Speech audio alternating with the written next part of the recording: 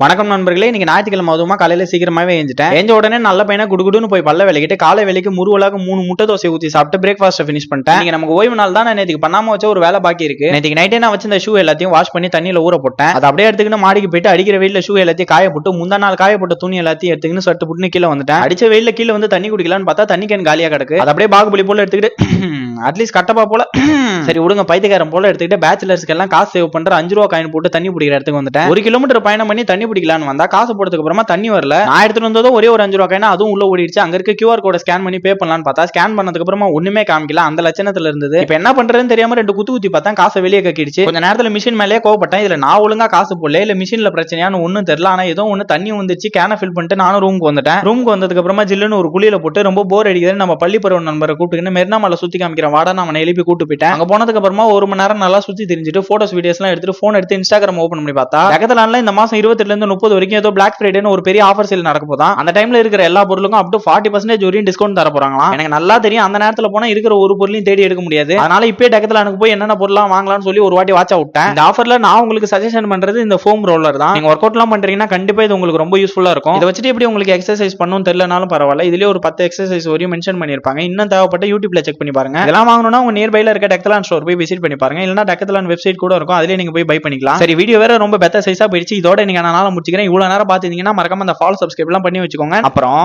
நாளைக்கு ஒரு புது வீடியோல பார்க்கறேன். Tata bye.